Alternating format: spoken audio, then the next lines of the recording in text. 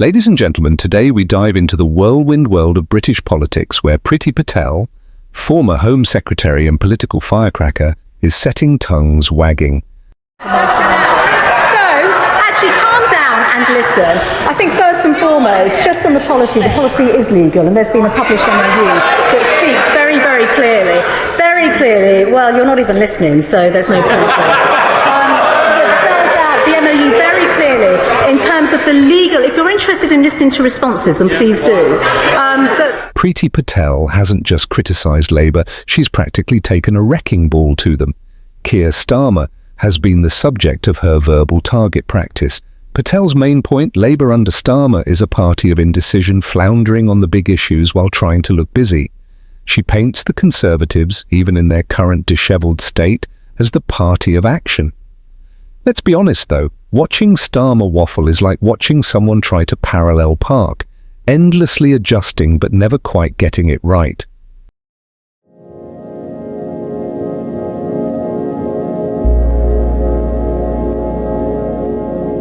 The challenge and the onus now is on Sir Keir Starmer, his Labour government. Perhaps his mayor should, really now just keep his views to himself, because Trump has a mandate and a big majority, and we should respect that. And I would also say the same about Khan's comments about Georgia Maloney. She has a mandate and a majority to run her country. It's not for him to give a running commentary. It really isn't.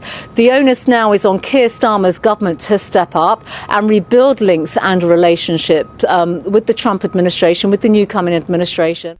Patel's no-nonsense critique of Labour's lack of backbone resonates with many Conservatives who are tired of waiting for someone to take a stand.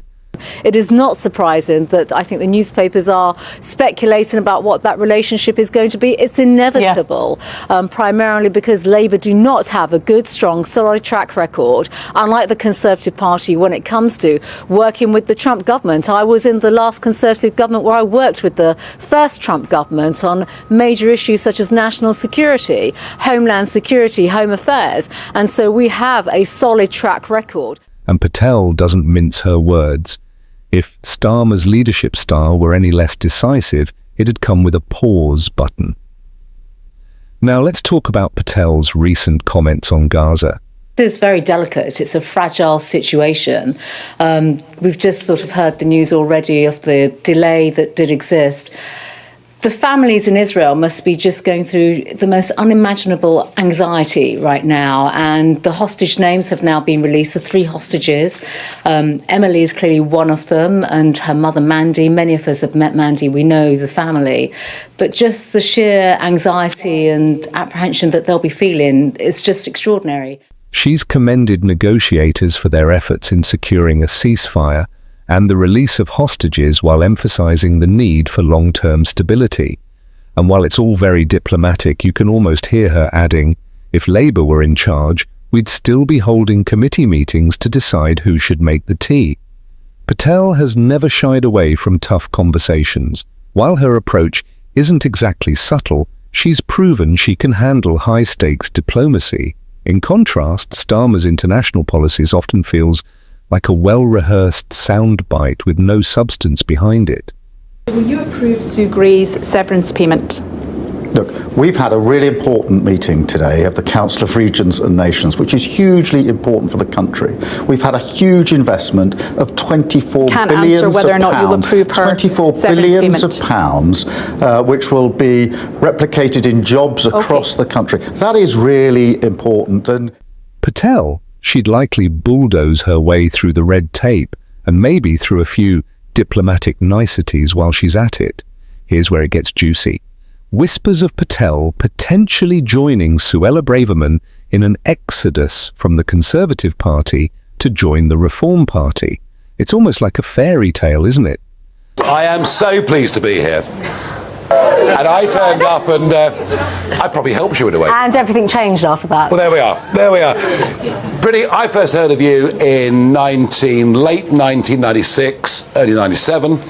I was told about this young woman who was working with Jimmy Goldsmith in the referendum party's office. I mean, so there's always been a bit of political rebellion in you, hasn't there? Well, that's one way of putting it, but that also tells me I've been sort of doing the anti-EU campaign probably as long as you have as well, right? Not that long, no. Nearly. That is true, that is true. I mean, Patel and Braverman teamed up with Farage is not too far-fetched nowadays. With the Conservative Party seemingly in freefall, the idea of reform isn't just appealing, it's necessary. Patel and Braverman could capitalise on the discontent within the party ranks, positioning themselves as the architects of a new, stronger Reform Party movement. I think a growing number of people are looking for something different. They're going to find with Labour all they've got is more of the same, just slightly worse. And we've heard lots of rumours about Suella Braverman, for example, that possibly planning to defect to Reform. Are you open to that? Well, my priority is to build a national political party. And if good people want to come and get on board, we welcome them wherever they come from. If the Conservative Party keeps descending and Reform taking the reins of Britain, they will surely follow. Let's face it, Patel has something Starmer doesn't: conviction. You may not always like what she stands for, but at least you know what it is. Starmer, on the other hand, has mastered the art of being perpetually undecided. It's like he's running a one-man focus group, constantly checking if his views are polling well before committing to anything. Starmer has become the king of the backpedal. Patel doubles down. Immigration? She made her stance clear, popular or not. Starmer? He'd likely release a 20-page policy document only to rewrite it after reading the first angry tweet. And let's not overlook Patel's ability to call out nonsense. Starmer, meanwhile, would probably organise a polite debate over tea and biscuits, hoping to find common ground. Riveting. look, the reality is President Trump is going to be inaugurated tomorrow in that building behind me. He has won a huge mandate. The American people have put their hopes and trust and confidence in him to deliver for the people of America, for this great country, but also importantly for us, and I say this as a Conservative, you know, I've been invited here by our sister party, the Republican Party. We have strong and enduring ties and links with our sister party. We've always stood shoulder to shoulder as two countries, and that's where we should be again. Firm, unapologetic, and loaded with undertones of get over it. She's made it clear that Britain's interests come first, even if that means ruffling a few feathers on the international stage. It's a stark departure from Labour's approach, which sometimes feels like they're auditioning for best supporting role in global affairs. Her focus on the upcoming US presidential inauguration and its potential global impact shows she's not just thinking about Britain's backyard, but the bigger picture.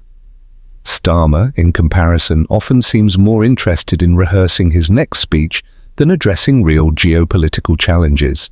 Patel's stance on key issues, from immigration to international diplomacy, aligns with the traditional conservative values that many feel the party has drifted away from.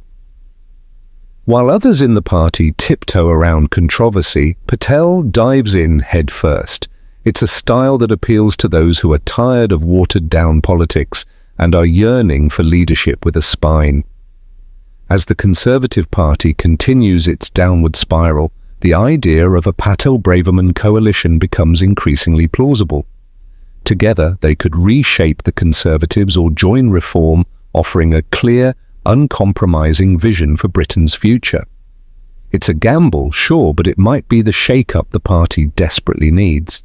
This morning, a written ministerial statement was tabled in my name outlining the work of the Home Office.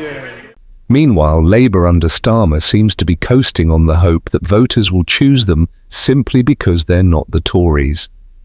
Patel's potential leadership bid would force Labour to up their game, proving that won't cut it when faced with a leader who actually takes a stand. So, could Priti Patel do a better job than Keir Starmer? Absolutely. Her unapologetic, decisive approach might ruffle feathers, but at least it gets things done. Patel, she's the wild card who'd shake things up, whether you're ready or not. In a political landscape craving authenticity and action, Patel's boldness might be just what the doctor ordered. Whether she stays within the Conservative fold or joins Braverman in strengthening Farage's Reform Party, one thing's for sure.